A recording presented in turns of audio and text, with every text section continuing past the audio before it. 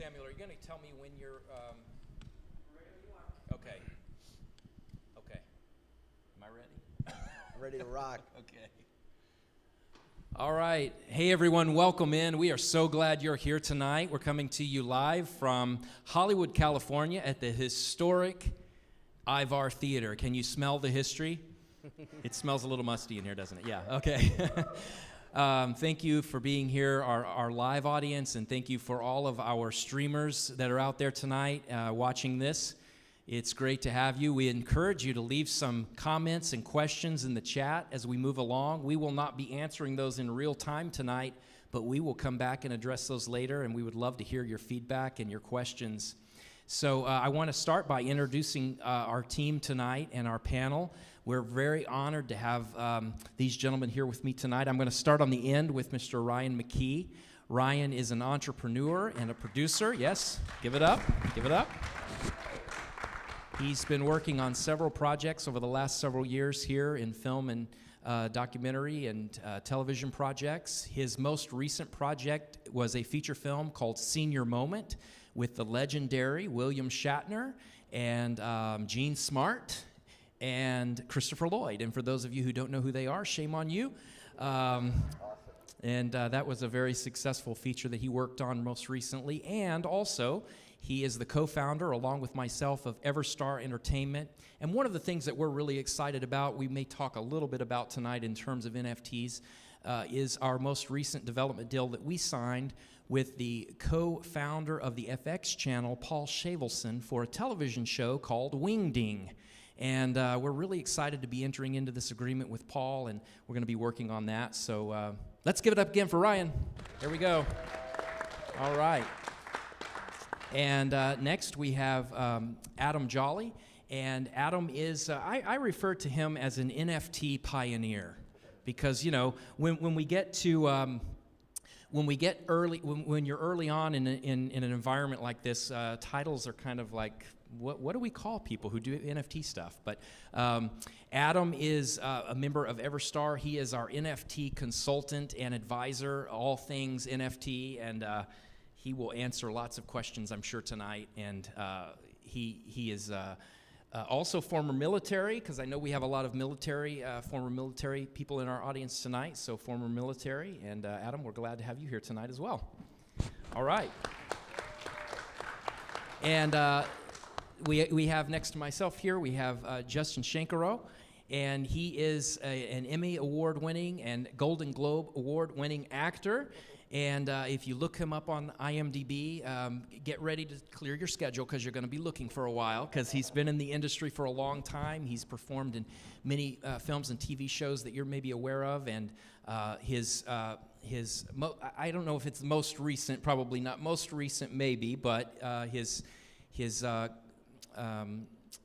most recent, I guess we will say, is the CBS show Picket Fences, right? Yes. Well, that was for a few years ago, but yeah, ago, yes. Well, COVID makes everything like sure, what's most recent anymore, right? Yeah. Yeah. But I think the most recent thing I did was, I have something on Disney Plus right now called Spidey and His Amazing Friends. Yeah, you're doing the voice. Cartoon, and yeah. I was on a show called Z Nation for a while, which was a great show on Sci-Fi. That was a lot more recent than Picket Fences, but yeah. That was a good one for sure. That's awesome. All right, Disney Plus. We got any Disney Plusers out there? You recognize his voice? Okay, there we go. Okay, awesome. Well, I wanted to start off tonight, and I'm going to try to be very brief with this description of NFTs, and I hope that my team here will correct me along the way if I say something that's out of line, but I'm trying to simplify the definition of what is an NFT. Everyone that I talk to says, oh yeah, NFTs, I've heard of that, but then the next thing out of their mouth is, but what is an NFT, right? We all get that. So I wanted to describe it to you in just fairly simple terms tonight. So tonight, earlier, actually last night, I came over here and took a picture of the Ivar Theater out front, and it's on my phone right now. It's a digital photo on my iPhone, right? And it's a unique photo because it's the only one that exists like it, because I just took it last night. I took a couple of different angles, and so the lighting was just right with the neon sign. It looked really cool. And it's the only one in existence that's on my phone right now. And that makes it unique in the sense that it is the only one, right? So that makes it non-fungible, It's a non-fungible item that is one of one. Okay, so everybody gets that? We get that? It's one. It's the only one that exists. Now, if I want to prove that it's the only one that exists, and I want to prove that I own it, I might want to make that into an NFT. And by doing that, what I'm going to do is I'm going to assign that NFT. I'm going to assign my name to it, and I'm going to put it on what's called the blockchain. The blockchain is a digital ledger that keeps track of digital assets like that photograph and other things, many other things. Anything that can be digitized in the world, we would put on that blockchain. And it's going to be assigned a number that goes along that identifies that particular photo, and my name will be there. And maybe some other information on the blockchain, right? But the blockchain is actually a very smart thing because it follows that item from now until the end of time. It's going to follow that item, and it's going to know who owns it, and it's going to know certain attributes about it, like how much it was bought for if someone buys it, how much it cost. And it will always come back to me because I'm the original creator and owner of that. Now, I can send it over to Tracy, and she can put it on Facebook or put it on Instagram, and people can replicate that photo, but I'm the original owner. I actually own the photo, and that blockchain is going to prove that, and that's what makes it into an NFT. I'm so glad to see these guys nodding next to me right now. That makes me happy. All right, so there's one other element that I want to mention here, and that is my ability to then pass that NFT along to someone else, okay? I'm going to pass it along to someone else. Now, Miguel might look at this in the front row here. He might look at this, and he may say, I really like that photo, but I don't really know if I want to buy it. And so I might say, well, you know what? If you buy it, I'm going to attach some things to this photo. So not only would you, if you buy it, not only will you own the photo, but you're going to get some other things that go along with it. And those are called utilities. And the utilities are things that sweeten the pot. They make that item, that digital item, worth more to someone and desirable to someone. So I might say to Miguel, look, Miguel, if you buy this for I'll charge you $300 for my photo of the Ivar Theater. And I'm going to add some utilities, which are some perks that you're going to get. One of those is going to be that any event that's in the Ivar Theater from now until for the next 20 years, you're going to get in for free in this building because you own that NFT and that's a utility attached to it. It makes you kind of a VIP for the Ivar Theater, right? And that might be important to him. He might say, wow, that's a really good deal because they have concerts in here, they have different events. That's going to save me a lot of money down the road. And that would be called a utility. And there might be some other utilities that I might attach to that item along the way. But they're things that I think he might be interested in. Whatever that might be, I try to figure that out and I'll attach those utilities. So now, not only does the photo become valuable to him, but those utilities become valuable to him to where he says, sure, I'll pay $300 for that. That's well worth it. So he buys it from me. When he buys it from me, the blockchain understands that, and it assigns his name to the item, takes my name off my name's still the original owner, but I'm not the current owner because he now owns it, and he's going to sell it now to Tracy because she caught on to it, and she's like, hey, I want some of those utilities. I want to be able to come into the Ivar for free. So she's now going to buy it off of him. But thing is now is it's worth more money because she wants it. He's got it. He says, all right, Tracy, it's $1,000 now. She's like, oh, okay, I'll buy it for $1,000. So she pays him $1,000. And now all the utilities that go along with that are now in her possession. So now she has ownership of coming into the Ivar Theater anytime she wants and what other utilities are attached. But here's the best part. When she paid him $1,000, some of that money that she paid came back to me, a percentage came back to me as the original owner. And so let's say Tracy sells it to Drew, and Drew sells it to Nan, and Nan sells it to Sertjeet. And it keeps going in the room, and people keep buying it. And every time you sell that NFT, every time, I get a cut. I get a percentage back. Doesn't that sound kind of like, wow, that's a pretty good deal, isn't it? That's a pretty good deal. And it's going to happen from now until the end of time. We don't know when that will be, but it's going to happen a really long time. So that's my talk on the NFTs in the quickest way that I can explain it. And I know that leaves us with even more questions, but I'm hoping that tonight we can answer some of those questions as we go. And one of the things that I really wanted to jump into here, well, first of all, let me just open this up and say, do you need to correct me on anything that I said or add to anything that I said? I actually have something. Just one small anecdote. When he talked about your name being registered as part of it, part of the deal is being anonymous. So unless you want your name out there, it actually is more like a string of code that is unique to you. So you don't have to have anybody tracking you. So just keep that in mind, that it is somewhat anonymous, but what happens is that you can actually end up being able to look at that code and see like what the code associated with it. A lot of people do what's called doxing, where they impose themselves and say, we are the real entity, but there's other groups that like to remain more or less anonymous. Clayton, I thought that was fantastic. Great addition. I'd like to just bring you along everywhere I go so that when people ask me what NFTs are, you can give this eloquent answer. Awesome. Maybe you should also record that and sell that recording as an NFT. Hey, I like that. Because I would buy that, and then I could just say, here, this is what it is. I love it. All right. Done. It's great. Done. We've got it recorded, so we're good. All right. Well, I wanted to jump into our first question, though, along these lines, because one of the things that I know all of us are interested in here as the future of the entertainment business in this room and on our streaming here today is the element of building community. This is not just a financial transaction animal for us, okay? Although it is that, and we described it as such just a moment ago. But Justin, I want to ask you if you can kind of walk us through a little bit about the importance of the NFTs as a community building space of fan engagement and community building. Can you talk us through that a little bit? Sure, yeah. I mean, we say community so often that it's kind of cliche at this point. Yeah. But first off, how many people in the room have bought an NFT? All right, we got one over here. How many people had heard about an NFT, or how many people had known what an NFT was before Clayton gave us the explanation? Okay. All right. So pretty much everybody has an idea of NFTs. We got one buyer over here. All of us obviously are buyers up on stage, but that's great. So now we got to get the rest of you to start buying some NFTs. Yeah. Super cool. Well, community is a great question. It's really what NFTs are built around, community and utility.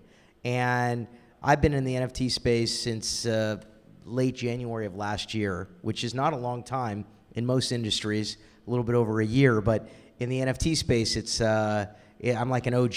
It's a long, long time because the space changes so quickly. And fortunately, I was able to get in early, so I got involved in a lot of wonderful projects. Bought a lot of crappy projects too, but a lot of wonderful projects, and got involved in a lot of fantastic communities. So, in fact, after this, I have to go to an event which is around a very big NFT project that has a very strong community.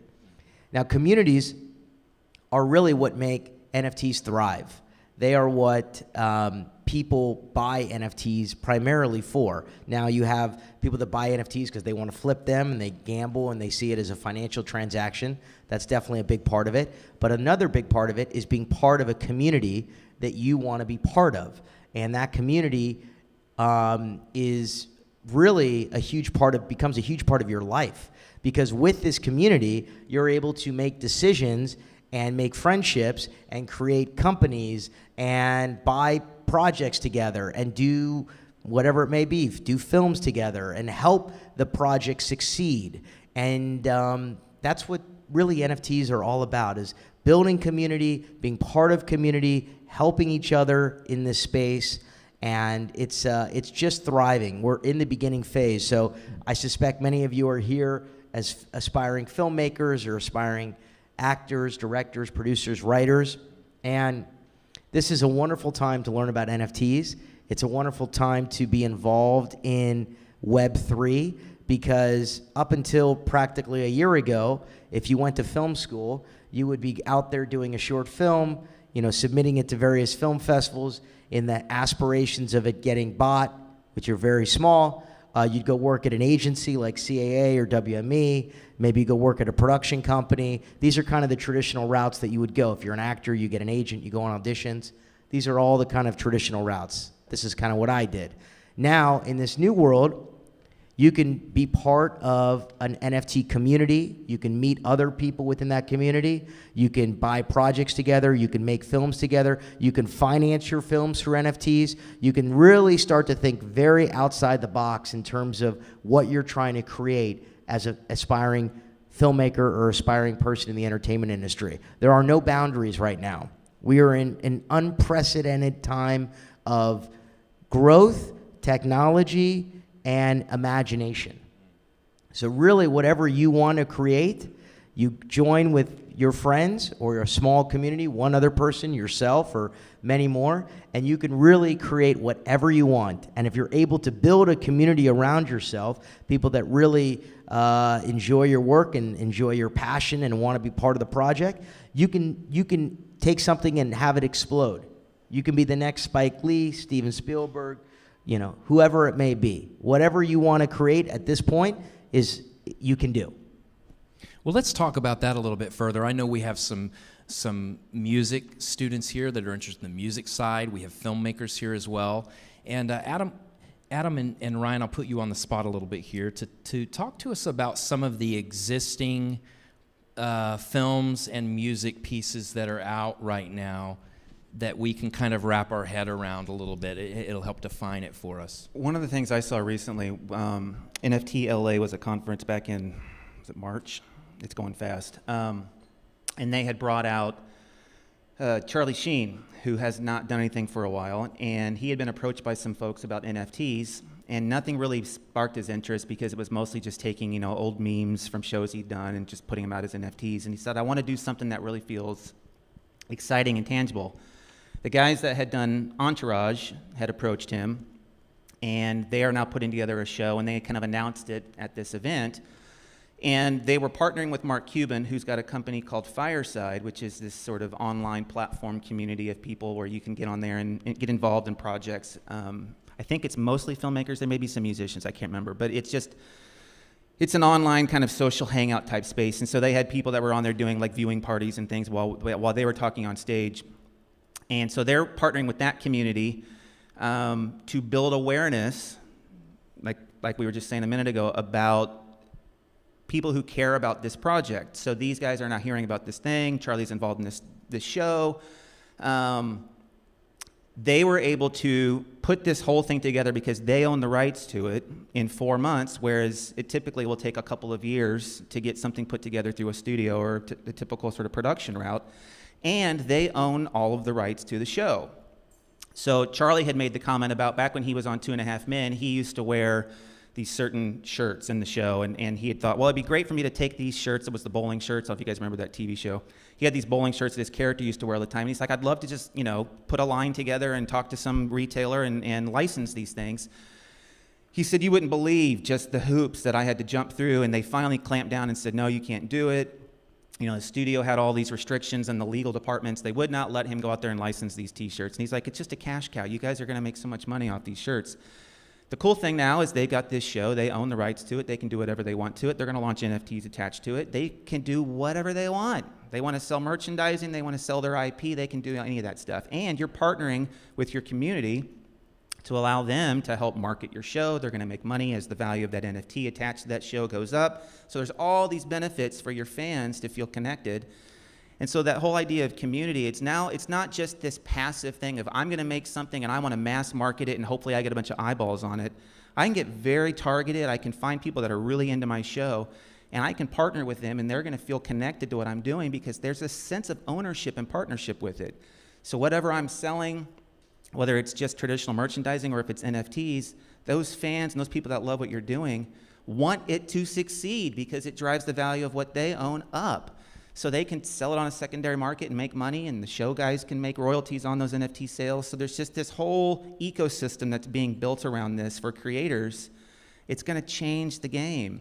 And the big studios, the Disneys and these people that have brand loyalty because people love what they create, but there's no customer loyalty from a lot of the bigger brands because there's no reason for them to be loyal to the customer. They just, hey, if you stop buying my stuff, we'll just market and get more people. The creators that are going to provide customer loyalty taking care of their fans, reaching out and saying, man, you have bought everything that we have put out over the last 10, 15, 20 years. You know what? We're going to shower you with this just love and affection and appreciation. Those are the ones that are going to win. And when he mentioned Web 3, do you guys know have you heard the difference, like Web 1, Web 2, Web 3, sort of the version? Okay, so Web 1 is like the early 90s and the whole internet explosion.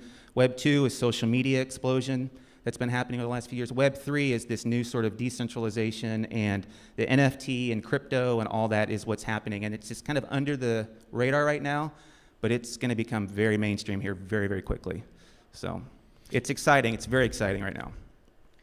So how many of you guys heard of the rapper Tory Lanez? All right, a few of you, several of you. Okay, so Tory Lanez, not too long ago, several months ago, actually took an album, and he sold 1 million copies on the blockchain of his new album at $1. And he sold out in 57 seconds. Okay, those of you that are in the music space know exactly what that means. That's huge, okay?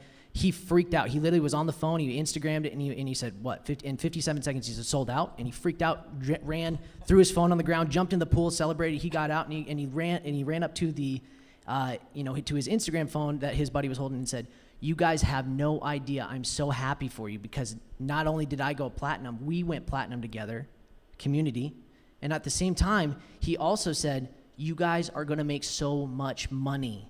Because one of the things that's on the blockchain is digital scarcity. Because it's verified, it becomes scarce. Those 1 million albums, there's only 1 million real albums. And so those people that owned and bought those, maybe in droves, 300 of those albums, spent $300 for 300 albums, can resell that on the secondary market and make 15x, 30x, 40x, because there's only 1 million of these albums. The community now got to profit from investing in someone they believed in the first place. That's the kind of power that artists can have with their communities. And as far as community, if you want to think of rudimentary terms of something that you already know from the Web 2 space, Twitch. That's how Twitch artists got, or Twitch people got big, is their community centered around them. They interacted with them on a chat space. They had their own little shtick where you would talk with your chat, and you'd be like, hey, chat, how you doing? And you'd be talking to Johnny, or hi, Johnny, this is the 5th time you've talked to me this week. How are you doing? How's your cat? And then they'd turn around, and those people would dono or donate and give subs. That's they could build communities off these things. That's a basic rudimentary term of Web 2 that you can think. You can take those similar strategies and apply that with your NFT projects. If you want to come out with music, just think of the same way. You're engaging with your followers. You're able to actually look on the ledger of the blockchain and say, holy crap, this one string of code that's attached to this wallet, in this case Johnny, is the one that's bought every single one of my art pieces, every single one of my films, every single one of my music albums. And you're able to go, holy crap, as I scale, I can, as Gary Vee said one time, I can buy this person a house because I want to reward those people and say thank you.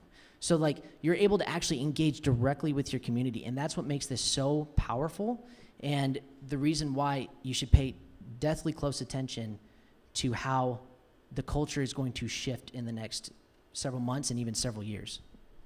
Awesome. Well, Justin, I think one of the things that I want to swing over to and talk about for a moment is, as an actor, I think you bring a unique perspective to the NFT world here.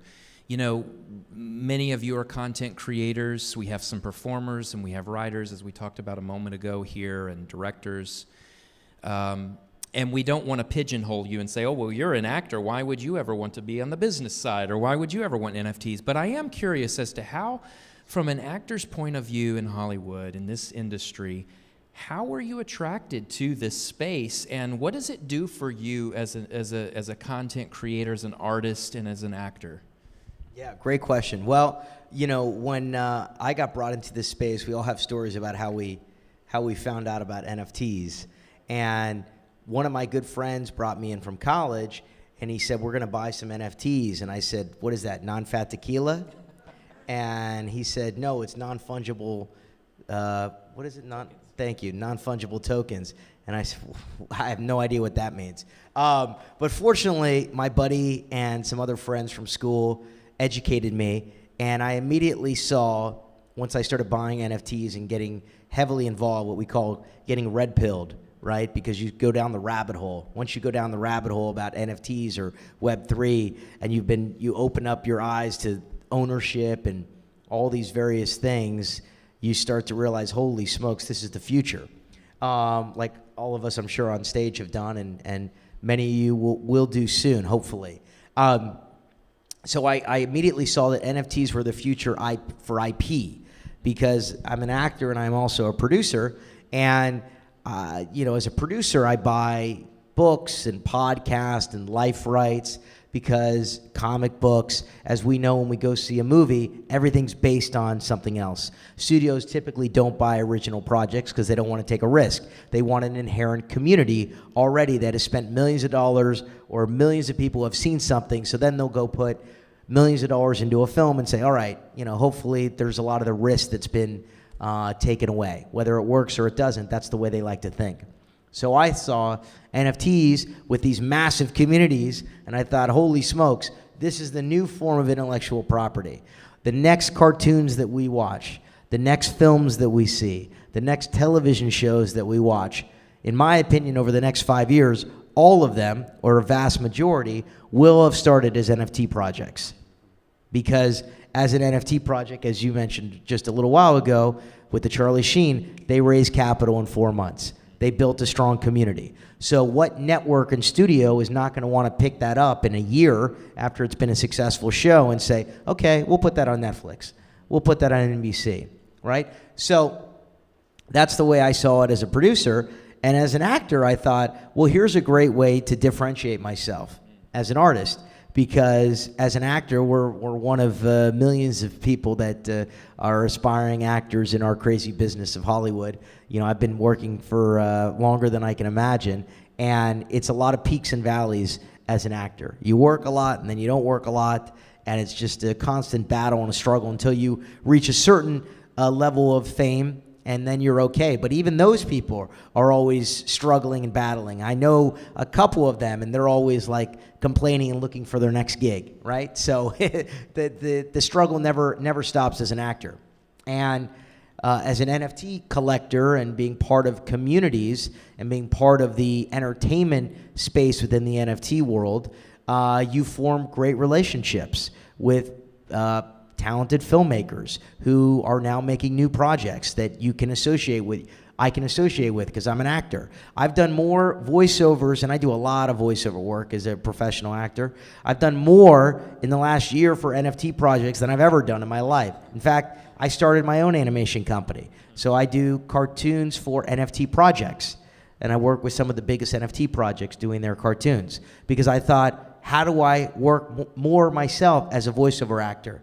How do I work more myself as an actor, right? In the traditional Web 2 world, that would be, like, look at all the greats, right? Matt Damon, Ben Affleck, Vin Diesel. A lot of the great actors become filmmakers because not necessarily maybe they want to be, they don't want to be, they do it because they have to, because that's the only way they're going to get famous. It's the only way they're going to get work. Nobody's going to hire them. They'll work a little bit, but they want to get a certain level of fame. Nobody's going to cast them in the star of their film unless they make their own film. It's the way it works.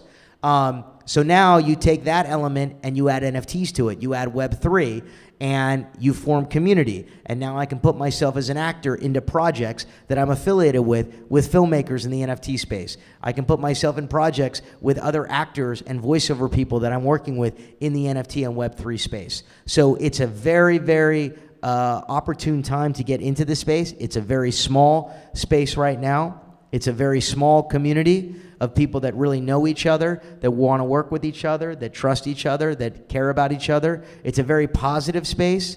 Unlike, frankly, the entertainment industry is very shark infested, right? A lot of people it's highly competitive. Now, I'm not saying NFTs and Web3 aren't competitive. They are. But right now, we're in the beginning. And in the beginning, it's all about supporting each other, helping each other, using our imagination, and coming together. So there's, phrases like WAGMI, we're all going to make it, right? There's a lot of positivity in the space.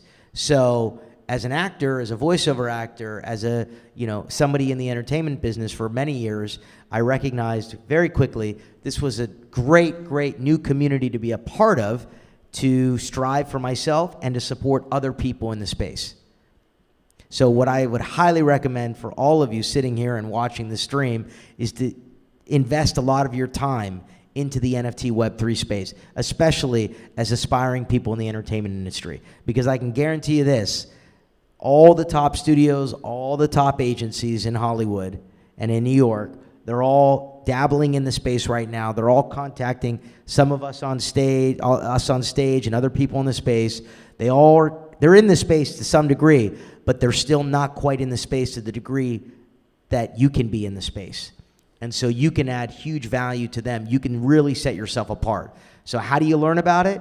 Go on Google, type in Andreessen Horowitz, which is one of the biggest venture capital funds in the space. They put a lot of free articles online. So there's what's it called? If you type into Google NFT canon, NFT canon, you'll come up with about 100 free articles on NFTs. Go do it. Do it tonight. Start reading those articles, and that will really, hopefully, help transform your life in the industry. Awesome. Great resource. Thank you for mentioning that. So in a sense, though, Justin, as an artist and as an actor, the NFT space has really given you ownership of your own career and of your own projects, much like the Charlie Sheen idea here. Right? Absolutely, yeah. I mean, the other thing is, sorry to take up too much time. No, you're good. Is as an actor, a lot of times as an artist, we feel helpless. You know, it's like we're at the mercy of other people casting us in their part. We're at the, it's a very peaks and valley kind of industry. Right. As an actor. A musician's a little bit different. A singer, you can always be kind of in the recording studio pumping out songs, putting them on Spotify, even though you don't make money on Spotify. Now you make money in the NFT space. Yeah. But as an actor, it's you can feel helpless. It's it's a tough business. Now being in this space, it's totally different. You're surrounded by a community, like we talked about earlier, of people that are like-minded, that want to create together, that want to come together and create new things, and also make money at the same time. He's going right now to go on Google to go look it up. Good luck. There he goes. Yeah, there he goes. He's out early. I like it. Well, we have a lot of students here who are, aspiring entertainment lawyers and agents and managers in the business side. And so, Ryan, I was wondering if you could kind of speak a little bit to how, because we can talk about how it works for the actor and the creator, and we understand that world, and it makes sense. But what about for these guys that are the business side? What's the potential? Here's my question: what's the potential for them as the next generation coming up in that end of the business? How would they utilize NFTs? What do you see there? The challenge right now is that this entire new industry there's not any models for it, really. There's NFT accountants, there's NFT lawyers. People are trying to understand, how do you work with, let's say, in a typical film project, I'm a producer, I want to attach a star to my movie. I might do some sort of thing where they make points on the back end, or maybe I'm going to sell merchandising, and so we pay them a certain salary for the use of their likeness, and there's all these different things that we have had in the industry for 50 years, right? So people are familiar with that model. Now all of a sudden you come in and you go, hey, we're going to have an NFT attached to this film. We're going to take a bunch of behind-the-scenes photos. We're going to have 10,000 of these different, each one's unique. We're going to assign some utilities to it, and it's going to be the actors and different people that work with us on this project. We're going to use their likeness. We're going to sell these things, and we're going to finance this movie. We're going to raise $10 million and finance this movie. And now we're going to say to this actor, let's say it's a big-name actor, hey, by the way, we're willing to sell. We're going to have 5 points on the back end or percentage on this royalty every time this thing sells. Maybe we'll give you a point. Maybe we'll let you have a little bit of stake on the back end on that royalty. So now there's this whole new income stream and model for negotiating with actors, directors, anybody you want to attach to your project, because they look at that and they go, this isn't just, a nice little residual. This is actually something that can go on in perpetuity. This has the potential to be something that people may sell. Let's say it's Back to the Future, and you've got a 30-year anniversary comes out, and you bought an NFT from 30 years ago, but Michael J. Fox makes money every time that thing has been selling over the years. That's just a completely different model, and really nobody knows how to put that together. People are trying to figure out, what does that contract look like? How do we set the terms for this? Do we have sunset clauses on this stuff? Because how long do we want to have to fulfill these utilities? We're all experimenting. So the cool thing is if you are, in that sort of agent, lawyer space right now, it's the wild, wild west. And you've got an opportunity to kind of establish yourself as an industry expert. You get out there, you figure these things out, you help people put together these kinds of deals, and all of a sudden, within a couple of years, you're going to be the one that's establishing, precedent and figuring this kind of stuff out. And the studios are going to be looking at you guys going, please help us get our, affairs in order because we don't know what we're doing. Because a lot of these guys are all old school lawyers and accountants. That's fine, but they've been doing a different model. And that model's not going to go away. It's just things are rapidly shifting into this new direction. So did that explain it? Yeah, I think so. And of course, we'll open the floor for questions here in a moment. So if you have questions that are sparked as we're talking, I hope you write those down or remember those so we can move through some questions here in a moment. I've got one last question for Adam before we open the floor, and it has to do with what I would call the no-nos. The no-nos in NFT world, in the community, and as a customer buying and all of those things. What are some of the red flags or no-nos, things that are bad etiquette or bad form in the NFT world? Can you talk about that for a moment? Sure. That's an excellent question. So, to what Ryan said about the Wild West, I'm going to go off that line for a second and actually talk about the Wild West. You can almost think of it as like the people that moved from the East Coast to the Wild West and tried to build and establish. That's kind of where we're at with this Web3 space, where it's not really super regulated yet. There's not really systems that are in place yet for infrastructure. And there are snake oil salesmen that are out there trying to take advantage of the entire thing. So there's going to be people that are in the space that is going to be, hey, we're this great project, we're going to be doing all these great utilities, come buy our stuff, and then the next thing you know, they just rug you. And the terminology is called rugging. So rugging is a big issue. It's not the only issue, but that's going to be the main one to look out for, that over time, as you develop your spidey sense in the space, so to speak, you're going to be able to know how and when to look at the red flags and go, oh, that's not a good red flag. A basic one would be you would know someone's BSing you on social media when you see that they have 100,000 followers, but they have 2 likes on their posts, right? A lot of projects will buy followers and try to make it seem like they're way bigger than they are, so you get what's called FOMO, or fear of missing out. And you're going to be I got to get in this project because everyone's about it, and I'm going to make a lot of money if I resell it or do whatever. So, and then those guys will go dark after the sale, and you don't know anything about it. They shut down their Discord, they shut down whatever they're using as their platform of communication, and you get rugged and you lost all that money, and there's no way to find out about it. Now, I don't know the exact article off the top, but just recently I was reading about how the SEC was actually cracking down on people who rugged other individuals in the space. So they are moving in that direction. But that's the big one to look out for, is you don't want to be that person.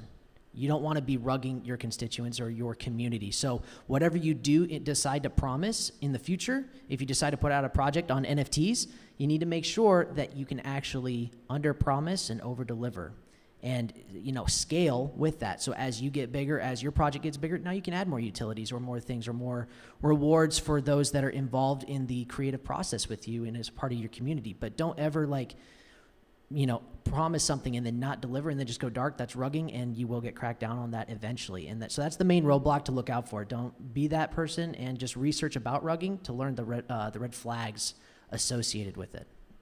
Okay, great. Well, I know there's a lot more to all of these questions I've asked, but you probably are just wondering, hey, what in the world are we talking about? So I want to open it up to you. I'm going to ask you to, if you want to ask your question, you can address it to anyone on the stage here, or you can throw it out, and anyone that wants to answer, just be loud and clear so we can hear you. So do we have some questions? Our first question for the night. Who wants to jump in? If you don't jump in, it means that we were so clear. Yes. Can you speak really loud? My question is, how do you differentiate between good sites and bad phishing sites? Uh-huh. To connect your wallet and put your NFT down? So how do you differentiate between good sites and bad sites to put an NFT out? Is it? Sure. So a quick one is, when you start delving into the NFT space and you start looking at projects, most, if not all, major projects are going to be for now on Discord until something better comes up. It's not the perfect solution, but I mean, some use Telegram, but Discord is a really common one that you're going to see. Join our Discord, and when you join the Discord, they're going to try to verify you and get all this stuff, and then you're going to be in this whole chat of community where that you can centralize and to build together. Now, the thing is you can get DMs, direct messages of people saying, hey man, there's this new project that's coming out, come check it out. Or hey, or they'll pretend to be one of the people, one of the main developers that is in the project, and then try to say, hey dude, if you give me your wallet address and your passwords associated with it, I'm gonna hook you up right now. And then you'll be like, oh yeah, let's go, and then all of a sudden you've lost all the money that's in that digital wallet. That's a very common tactic. So the way you differentiate when you go to places like Discord is watching out for the DMs. If they ask for your information, just like anywhere else, if they ask for your personal information, that's a huge red flag. So it's not so much sites as it is where the communities congregate. And in this case, Discord's the most common congregation point for NFT projects. And then, like I said about social media, the engagement, that's another red flag that you can look at as far as whether or not you should even invest in it, regardless of whether they're malicious in intent or not. All right. Excellent. Do we have another question over here? My question was more about trading. So how do you find information on projects before they come out, like alpha? How would you find alpha on a project before you can, you're trying to find a good project ready to make money on it? So how do you find a good project how do you research the good projects to jump onto? How do you know to buy, right, and trade? Well, I've been in the space for a long time, so I'm part of several alpha groups. But if you're just getting started, let's just say you're here, you haven't bought an NFT yet, you're trying to figure out, all right, I want to go buy an NFT. Well, you can kind of delve into it yourself, or you can meet somebody else here that's tonight and be like, all right, let's kind of create a little group. Let's create 2 of us or 3 of us or 4 of us. We're going to create a little group on Twitter or on our iMessage or a little Discord group, and we're going to start looking at projects. We're going to start looking at projects on Twitter, because that's primarily where projects are going to be, on Twitter and Discord. And we're going to check out their websites. We're going to see how many followers they have, how much engagement they have on Twitter. As Adam said, we're going to look at their Discord. We're going to see how many followers, how big their Discord is. But then we're going to dive into their Discord and see how many are bots, how active their Discord is, how many people are actually communicating. Then you're going to go to the website. You're going to look at the art. You're going to look at the team. Is the team doxed? Meaning, can you access them to some degree? Who are they? What have they done before? Have they launched projects before? Have they been successful in entertainment or the business world? All of these things you're going to do. And then you're going to share that information with your little group of friends, and they're going to provide you with information. That's what our alpha groups do. And you get to the point where typically, you just trust your alpha group if it's people that you really trust, and then you guys all start buying together. You're like, all right, this one looks good. Let's go ape in. Let's go buy this stuff, or not. And that's kind of how you get started. That's how I got started. As I mentioned, a friend of mine brought me in. There were 10 of us. We just started buying NFTs together. It was, I guess, we didn't even know it was an alpha group or a DAO or whatever it may be that you could call it now, but that's what it was. And that's how you started. You link up with somebody who you're sitting next to now and be like, I'm interested in these NFTs. Let's go figure this stuff out together. It's easier to do with somebody else or a couple other people than yourself. And you dive in. The thing to keep in mind, too, is it sounds incredibly complicated. It sounds very, a lot of steps, right? And here's the reality. Nobody likes it. Everybody hates it. It's just the reality of where things are at right now. And, you're making an investment. You're spending your money on something. You want to make sure that you're not getting played.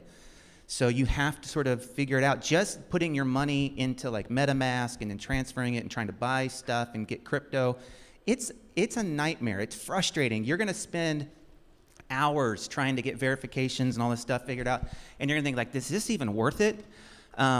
It took me weeks just to figure out how to even use MetaMask, and even just getting into Discord. I mean, the whole thing was like, it's just this process where you're learning lingo and terminology.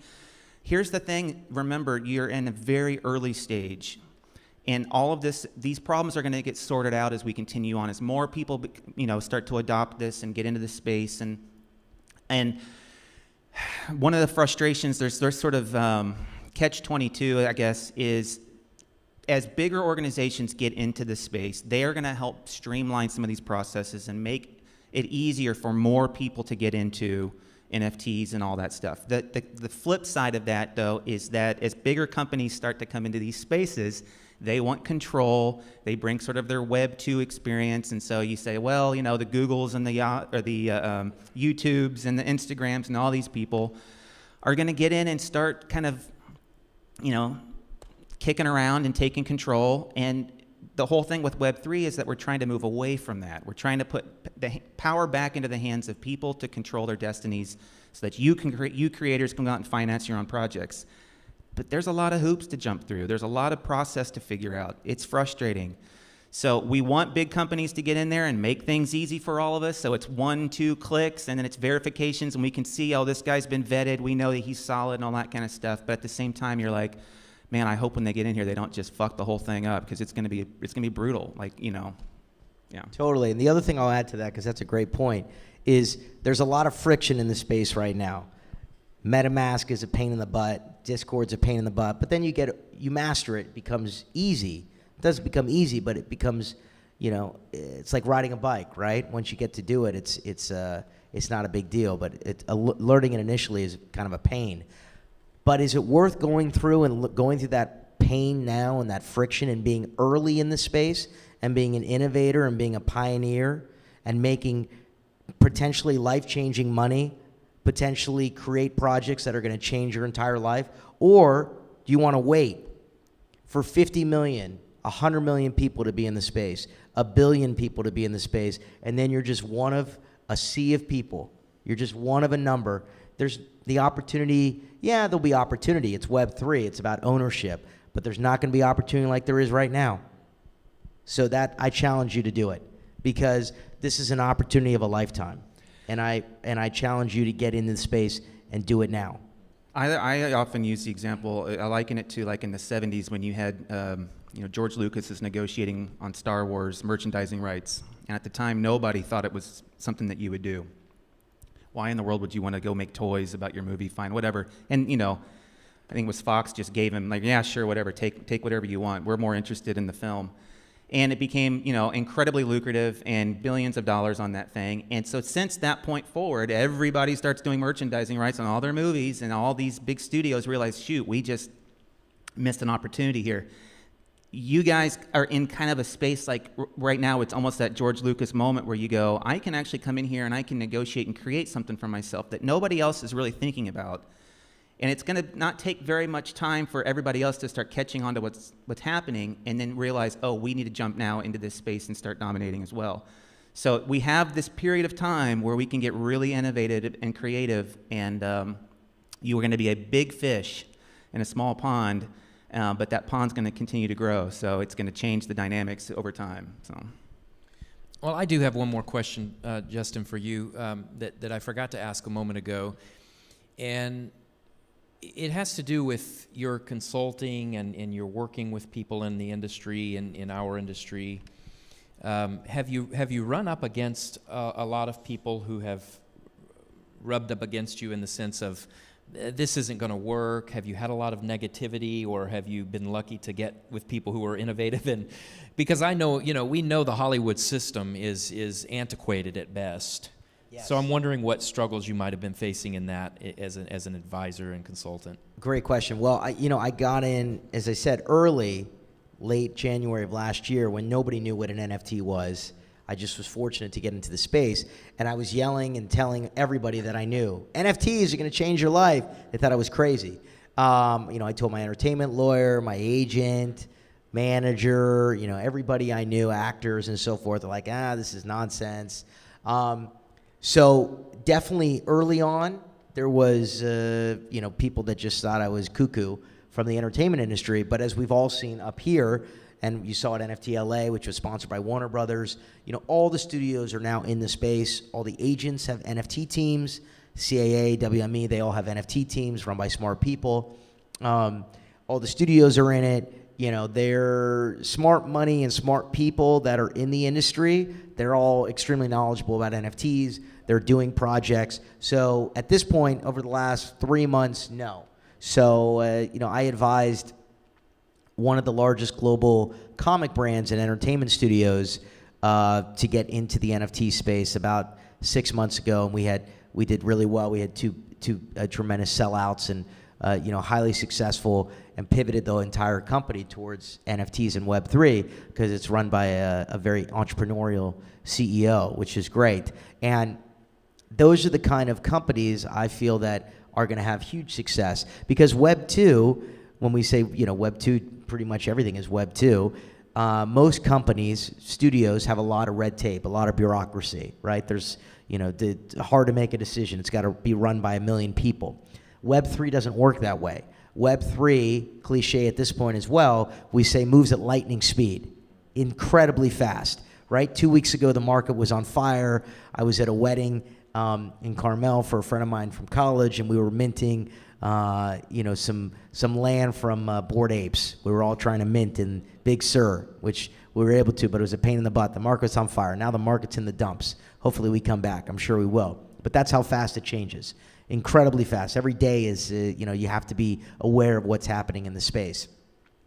So therefore, these studios, they're getting involved, they're interested, and that's why I'm saying to you, sitting in the audience, you need to get in, because in 6 months, a year, the space is going to change dramatically. I'm speaking at NFT NYC, and next month I spoke last year. Last year was the first conference I attended. I've spoken at many conferences all around the world at this point regarding NFTs. And, last year it was huge. This year it's going to be 100x what it was last year. And still, most people in this room, you've not bought an NFT yet, right? Except for one gentleman over here.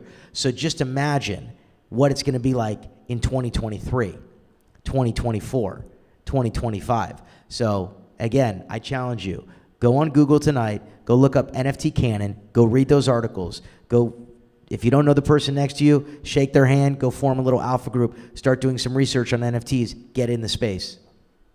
Awesome.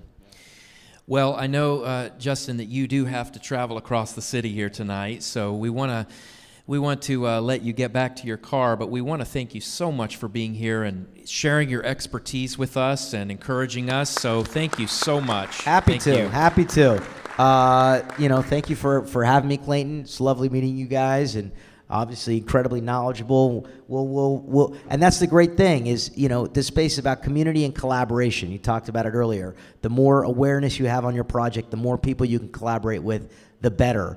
So we'll definitely collaborate. And just excited for all of you sitting in the audience and watching, the stream live, about hearing about NFTs, getting in the space. And I want to follow me on Twitter at Justin Shenkarow, or on LinkedIn, the same thing, or and let me know, DM me, let me know what you're working on, what project you're launching, what project you're looking to buy, and happy to always be here as a resource, and I want to learn from you too. So excited for all of you. Awesome.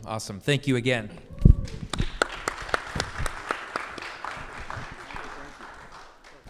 Take care. You too. All right, we have time for a few more questions. So we got one right here.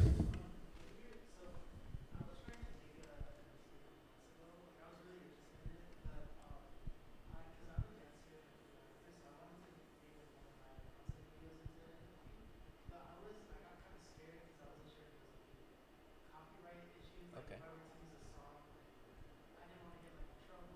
Sure. Okay, so the question is, so you're a dancer and a choreographer, and you wanted to make an NFT, but you weren't sure what copyright violations you might be breaking if you used a copyrighted song for that, right? Okay, Adam, you want to address that? Is there a way around that issue? So blockchain does not make you exempt from current law, so to speak. I mean, already established stuff, right? So what we have with like rugging and some of the other stuff that was referred to, that's new territory for the blockchain. But if you're using currently used songs and that's going to be on the blockchain in perpetuity, that's something you have to tread very carefully on and make sure you have complete control of like the yes from the person who created it. because part of the whole idea is that you have ownership of your creativity. And so if you're going to take someone else's creativity, you need to make sure that's good to go and that actually makes sense. So just like on Twitch or YouTube, you can't put up a song without getting copyright struck. You have to make sure that the content that you're using in your content is actually good to go and it's yours. That's the whole point, is when you put something up, it is your content, or your art. And so you just got to be really careful. I would not personally ever do that. So like the way to go around it is you have to actually reach out to, there's other musicians, right, in the film school that you can collaborate with and say, hey, I want you to make a beat for me. Let's collaborate. I'll do the dance. We'll put it up as an NFT. There's collaboration. There's community. You're pulling from their following, and they're pulling from your following. That's the whole point, is building that community and making sure that you guys are working together towards a common goal. And I'm glad you said that, because that's exactly right. You know, you've got a sea of colleagues here who can provide you with some excellent music to choreograph to. So yeah, it's a good answer. Thank you, Adam, for that. And as someone who teaches IP, There we go. great answer. All right. Hey, Use it, get permission. license. Yes. Yes. And it's interesting because, like you said, that it's a whole new space. Right. I don't know how the laws are going to move forward when you get into that space. Right. But you have to treat it like the current laws, the existing laws, are what govern for now. So you just go by that. That's right. That's right. So we use current U.S. copyright law. We live under that code until the government tells us otherwise. Now, we had the Digital Millennial Copyright Act, you know, back in the 90s, which addressed the internet and copyright. And I suspect that as we move further and further along into NFTs, that, you know, they'll catch up eventually with new regulations. But absolutely, really good. There's a huge opportunity there, though, for musicians and producers to be able to create music that's for. I mean, think about Twitch. There's a huge issue going on right now where people can't use, you know, copyrighted music, right? So as a musician, if you can provide music for those streamers, that's one avenue, right? So the other avenue, though, is as an artist to sell those particular tracks as an NFT. Now, let's say somebody buys your NFT, it's an MP3, whatever. They take it to Spotify. They get 1 million plays on Spotify, or they use it on YouTube. You have a royalty attached to that NFT. So you want that thing to be as successful as possible, to be streamed on all kinds of platforms. You want as many views and listens to that album or that track as you possibly can. You don't have to take it to Spotify yourself and try to get a bunch of people. You can have it be sold because you're going to make a royalty on it.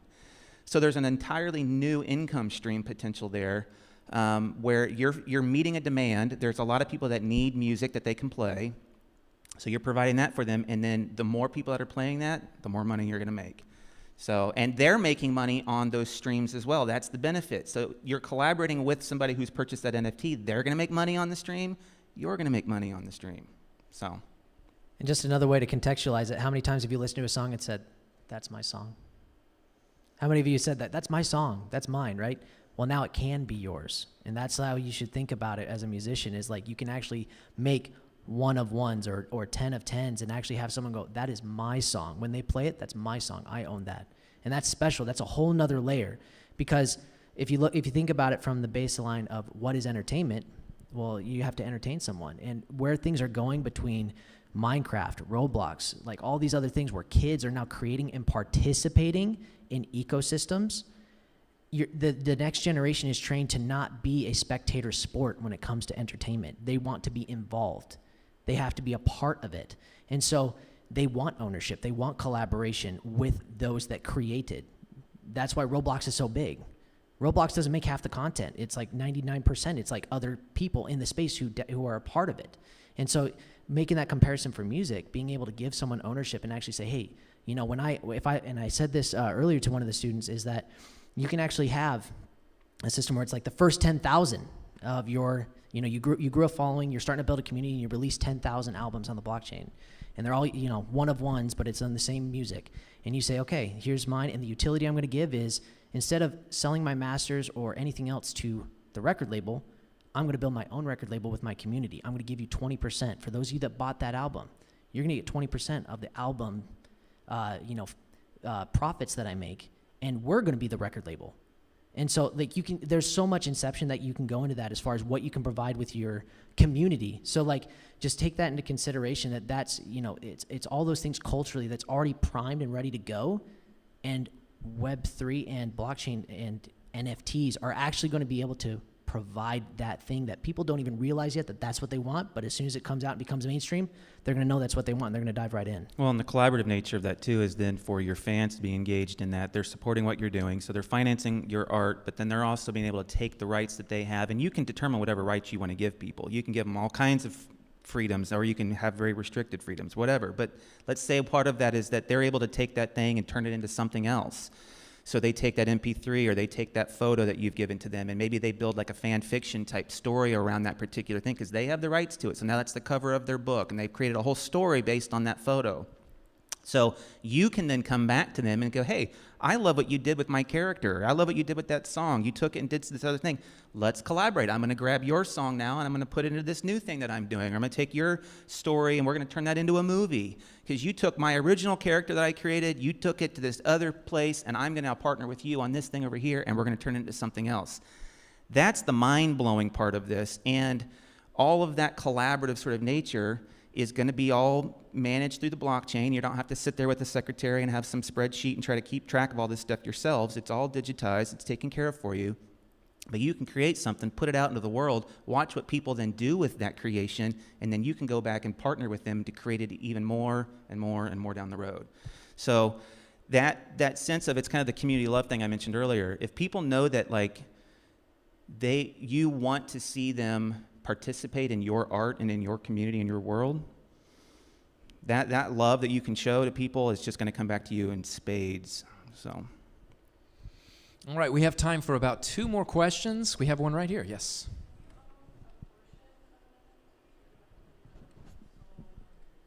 Can you own a portion of the NFT, or do you have to be the sole owner? Okay.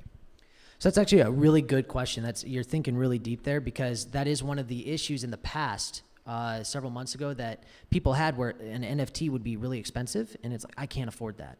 And so there's actually solutions that are already coming out where it's like where you can fractionalize, where you, like your alpha group, going off that, you have your alpha group and you want to get an NFT, but it's really expensive individually, so you guys are going to pool money together into the same wallet to purchase it together. And there's actually apps, they're called D-apps, or decentralized apps, that make that possible, to where you own it and someone else owns it and someone else owns it and someone else owns it together collectively. So yes, in short, there is solutions to that, but part of that's going to be able to, a part of research on your part to say, this is the one I want to use to fractionalize this NFT. And then you got to make sure that everyone's on the same page as far as putting it into the same wallet. So yes, absolutely, you can fractionalize, and there's more and more solutions and infrastructure that's been rolling out constantly. So in 6 months, you're going to see way more opportunity to like take advantage of those types of things. the nice thing though about the crypto nosedive that just happened recently is a lot of NFTs now are much more affordable. So just be aware, it's a great time to buy. All right, we have time for one more. Yes, Miguel.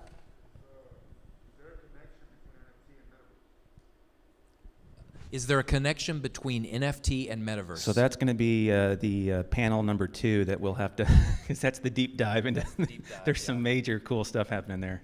Do you want to jump on that, Adam? Sure. So NFTs and metaverse, they almost immediately went hand in hand together. A lot of what metaverse became is because of NFTs pushing out, because of the ownership aspect. I mean, one of the things that we have that's tangible here is the fact that anything we buy here in this plane of existence, we own, and we already have systems in place that verify that. And we didn't really have that digitally. If I put a picture up, just like Clay was talking about, someone else could snake that and download that onto their desktop, but that's not the same thing because it's verified on the blockchain. So because of that, there are different groups. Like there's one thing that you could check out tonight that a lot of people onboarded from. It's called Sandbox. Sandbox is almost like a Roblox or Minecraft, but instead it's like systems where you don't even have to know how to code, but you can create games for people to play, and they can pay tokens from cryptocurrency that's called Sand to participate or tip you based off of the creative things that you made. And also, too, you can actually find, when you play games, unique 1 of 1 or 2 of 2 NFTs in those games and actually sell those on the marketplace and make a profit. So that's crazy to think about, but the long story on that is that when I decided to check it out and dabble in it and learn from it, so I went into Sandbox, checked it out, And I actually went in, and they had NFTs from Bored Ape Yacht Club and a bunch of other stuff that are really well known displayed inside the land that they purchased in this space. So like the metaverse, that's like one version of the metaverse, because truth be told, no one really has a real defined term of what the metaverse is. There's so many different versions of the metaverse and different takes, just like we probably all here on this panel, and then, you know, you guys in the future will have different takes on where NFTs will go, if it's going to last or if it's going to not last or whatever. So yeah, absolutely. Like because of the ownership aspect, the metaverse is going to get more and more involved, and you're going to see much more of a play with that space very, very soon. Well, and the thing that's going to be really interesting over the next couple of years is the blurring of the lines between the virtual world and the real world. So you're going to start seeing things that you purchase in the virtual world being exchanged for real goods in the real world. So you could go into, say, AMC decides to put together a whole bunch of virtual theaters in the metaverse. And you go in to watch a movie in that virtual theater, and you buy popcorn with an NFT. Maybe your NFT gives you access to tickets and concessions and all kinds of stuff. Or you buy a Coke, and Coke licenses the rights or whatever it is, right? You take that, you're in the movie theater, you're sitting there eating your popcorn, you share it with your friend. I mean, if you've been in virtual worlds, you know how you can do that with people, right? So you're having that experience, but then you can take that token, it's on your phone, whatever, and you walk into a real AMC theater and you show them that, and they go, oh, you're good for real popcorn. You paid for it in the virtual world, but now you can come into the real world and you can exchange it for the real thing. That kind of stuff, and that's, again, just scratching the surface on some of the things that are being talked about and developed. It's like mind-blowing how our lives are going to be completely blended between the two, where real money is going to be spent on virtual things that have real-world, you know, practical experience. Like you can actually exchange it for something in the real world. It's just going to be crazy the way that they're going to licensing rights and taking advantage of all of these people in that virtual space, being able to then exchange that stuff for real goods and services in the real world is going to be crazy. So. And Drew, yes. I was just going to say virtual popcorn is not very tasty. Virtual popcorn does not sound very tasty. It's fun to but- throw at the screen when you're in the, yeah. Yeah. We have an online question over here in the back. Yes. Julio Chavez asks how NFTs work with taxes. With taxes, okay. So our online question is, how do NFTs work with taxes? Everyone's trying to figure that out. Adam, can you answer that one? The short answer is what Ryan said. Everyone's still trying to figure that out. So when you do stuff like in that space, like be very careful and annotate what you have, because there's certain aspects that you can, that's what the SEC is trying to figure out, is what Is do it you capital tax? gains? Is it capital gains? Yeah. Is it loss? Like they don't know. Because you pay capital gains on that increase, and then all of a sudden your crypto just tanks, and so now you've got this massive loss. And yeah, that's what everyone's trying to figure out. Like, how does this work? And because of the volatility and lack of infrastructure Yeah. that's in the space, it's really hard for the SEC to figure that out.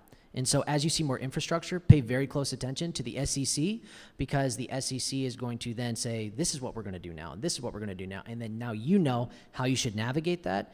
That's why, for what Ryan said earlier about lawyers and like, you know, people in, you know, accounting, like all those things are going to be a huge advantage in the entertainment space when they start getting into NFTs, because they're going to need their taxes in order to not get slammed by the SEC or other conglomerates. So like, yeah, for, you know, keep in mind of that. Just pay attention, because as the thing scales, you're going to get more and more regulation, which will then give you a more defined answer as to how you navigate those taxes. And it sucks. I mean, regulations suck, and the SEC and all that stuff, all that oversight. However, the good part is that it allows then more money to go into that space. So institutional investors can then jump in, because they go, we know now what the rules are.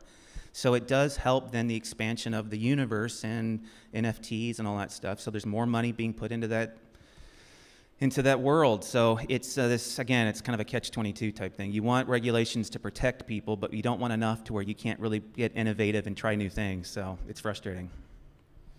Well, our time is almost out tonight, but we want to, first of all, thank everyone for attending, and our online community as well. And, you know, just real quick, we want to mention that we want to be part of your community as well. You know, Ryan and I started, we're filmmakers, and so we started our our film development and finance company last year, and very early on, from the very early days, we started talking about NFTs and wondering how can NFTs work for our company and for moving our projects forward and getting our films financed. And so we're very much, still trying to figure out all of the nuts and bolts of this, which is one reason why we brought Adam onto our team as well. EverStar Entertainment is the name of our company, and we want to just invite you to, if you have further questions about NFTs and you want to engage with us, we would love to talk with you about that. We're willing to stick around here as well after this event and willing to speak with you after. And also, we want to invite you to join our Twitter, which is EverStar Int, which stands for entertainment. And you can ask us questions on there. And also on our Instagram, you can direct message us or message us on there. Our Instagram is EverStar Entertainment, so you should be able to figure that one out really easily. But those are great ways for you to connect with us, because we are building a community. We have 3 NFT launches planned this summer, one after another each month throughout the summer. And we're going to be doing some really exciting things, but most importantly, we want to be a part of your journey and helping you understand NFTs and how they work, and if there's anything we can offer you in that to help you move along in this, because we honestly 100% believe that this is the next step for all of us in this room, in this business. So we hope tonight has been enlightening for you and inspiring for you, and maybe a little confusing at times, but hopefully more inspiring than confusing. So we want to thank Ryan and Adam for being here tonight. Thank you guys very much. And I want to thank our event management class and team who put this together as well. And we want to thank Samuel as well for the live stream work you did. You're awesome. Thank you very much. Have a great night, everybody, and we'll be here if you have questions. Thank you.